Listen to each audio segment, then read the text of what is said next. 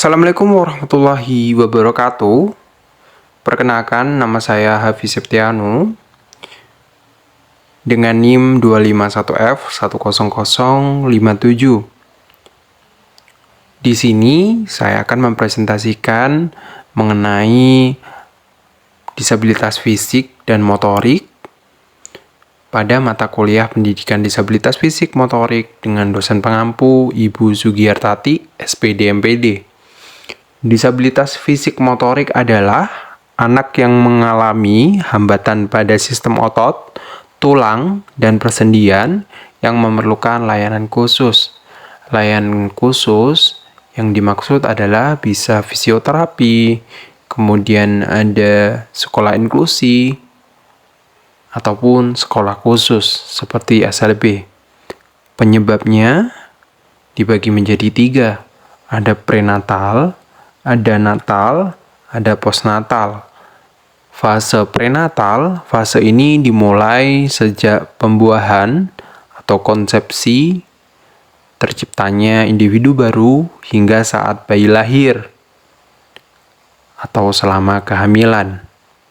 Untuk natal adalah proses persalinan di mana proses keluarnya bayi dari rahim ibu ke dunia.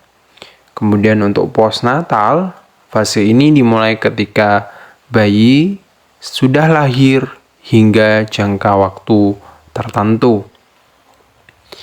Prenatal sendiri bisa terjadi ataupun dapat menyebabkan kedisabilitasan karena ketika ibu terpapar oleh zat-zat yang berbahaya seperti obat-obatan ataupun lingkungan yang kurang sehat dapat menyebabkan gangguan kedisabilitasan. Untuk natal, proses persalinan di mana proses persalinan menggunakan alat dapat menyebabkan bayi mengalami kecacatan pada struktur, entah itu struktur kepala ataupun struktur rangka lainnya. Untuk postnatal, fase ini dapat menyebabkan kecacatan atau kedisabilitasan dikarenakan anak terjangkit virus ataupun terjangkit penyakit seperti virus rubella, virus toksoplasma, ataupun penyakit seperti campak. Kongenital, kondisi abnormalitas struktur atau fungsi tubuh yang terjadi selama masa perkembangan, terutama pada trimester pertama saat organ tubuh janin mulai terbentuk dan sudah ada sejak lahir. Penyebabnya bisa karena genetik atau keturunan, bisa juga karena infeksi saat kehamilan, misalnya penyakit rubella atau virus rubella, ataupun paparan zat-zat kimia, obat-obatan tertentu, ataupun faktor lingkungan yang mempengaruhi kondisi tersebut. Hal yang dapat berdampak ketika kondisi ini terjadi adalah dapat berpengaruh pada fisik dan organ dalam maupun fungsi tubuh dengan tingkat keparahan yang bervariasi, mulai dari ringan, kecacatan, ataupun bahkan kematian.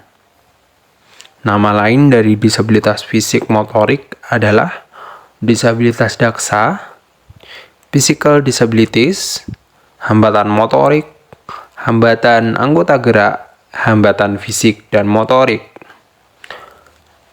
Kelumpuhan dibagi menjadi beberapa bagian ataupun subbagian. Berdasarkan pada anggota gerak, ada monoparese atau monoplegia, yaitu pada satu anggota gerak yang mengalami kelumpuhan. Kemudian ada hemiparese atau hemiplegia, sebagian atau setengah badan. Kemudian ada diplegia, terjadi kelumpuhan keempat anggota gerak, tapi ada bagian tubuh yang lebih ringan kelumpuhannya. Tetraparese atau tetraplegia, keempat anggota gerak. Kemudian yang terakhir ada paraparese atau paraplegia, kedua anggota gerak bawah atau kaki. Kemudian ada monoparese. Monoparese adalah gangguan neurologis yang berupa kelemahan otot sebagian atau penurunan fungsi motorik pada satu bagian tubuh. Baik itu salah satu lengan atau salah satu kaki. Penderita monoparese masih memiliki kendali terbatas atas otot yang terpengaruh.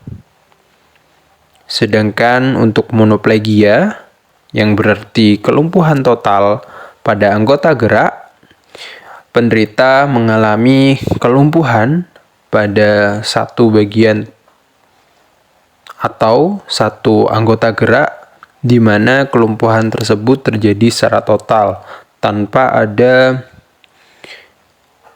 rangsangan atau respon yang dapat terjadi pada bagian tersebut. Untuk lokasi, biasanya hanya pada satu bagian, baik lengan kanan, lengan kiri, kaki kanan, ataupun kaki kiri. Gejalanya pun sangat bervariasi. Ada lemah, kaku, sulit menggerakkan anggota tubuh, atau gangguan koordinasi. Penyebabnya juga bermacam-macam. Ada penyebab karena kerusakan saraf akibat stroke, cedera atau trauma, tumor, ataupun infeksi saraf. Hemiparese atau hemiparese adalah kondisi klinis yang berupa kelemahan otot pada salah satu sisi tubuh, baik kanan ataupun kiri, akibat kerusakan otak atau sistem saraf pusat, yang berdampak pada penurunan kekuatan otot, tapi sedikit memiliki kemampuan gerak. Penderita masih bisa menggerakkan sisi yang lemah, namun kekuatannya berkurang dramatis. Seringkali menjadi gejala utama dari stroke. Sekitar 80% kasus. Karakteristik dari penderita hemiparese adalah kelemahan satu sisi mempengaruhi lengan atau kaki dan seringkali wajah. Penyebab umumnya disebabkan oleh stroke, sumbatan, pendarahan, tumor otak, cedera kepala, dan infeksi.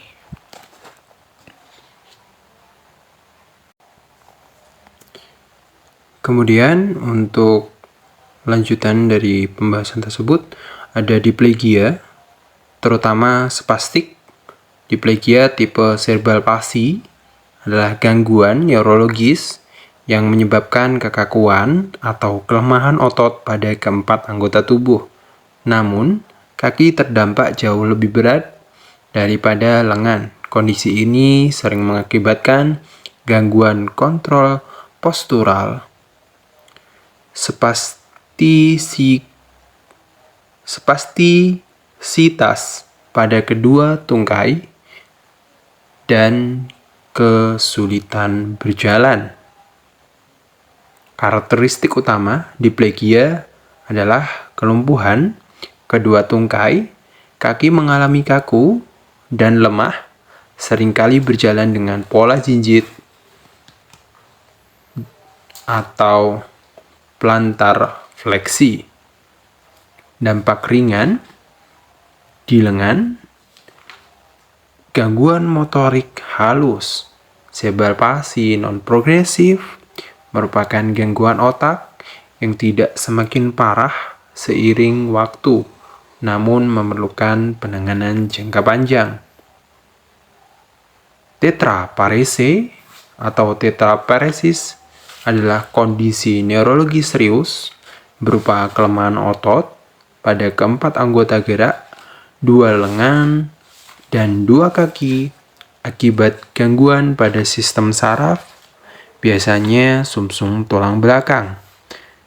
Penyebab utama terjadinya tetraparese adalah sering disebabkan trauma tulang belakang, terutama tulang belakang bagian leher, cedera saraf, tumor, ataupun penyakit saraf. Tetraplegia atau quadriplegia adalah kelumpuhan total atau parsial pada keempat anggota gerak, lengan dan kaki, serta batang tubuh disebabkan oleh cedera di bagian korteks atau tulang rongga dada, lumbal atau tulang punggung bawah, atau sakral, tulang belakang. Kondisi ini menyebabkan hilangnya fungsi motorik dan sensorik dari leher ke bawah yang seringkali berdampak pada kemampuan bernafas. Dampak-dampak lain bagi penderita sangat mempengaruhi untuk aktivitasnya. Penderita membutuhkan kursi roda untuk mobilitas dan bantuan untuk aktivitas sehari-hari.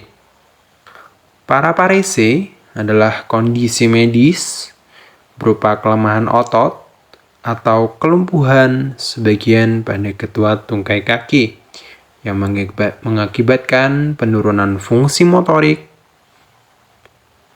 Penyebabnya dapat bermacam-macam. Bisa karena trauma, cedera tulang belakang, kelainan genetik, infeksi, virus, tumor, ataupun kekurangan vitamin B12. Paraplegia adalah kelumpuhan pada tubuh bagian bawah meliputi kedua kaki, panggul, dan organ di dalamnya akibat gangguan saraf atau cedera sumsum tulang belakang. Gejala yang umum terjadi adalah kaki kaku atau mati rasa, ketidakmampuan menggunakan kaki, atau inkontinesia. Sekian presentasi dari saya, kurang lebihnya mohon maaf. Saya akhiri. Wabillahi taufiq wal hidayah. Wassalamualaikum warahmatullahi wabarakatuh.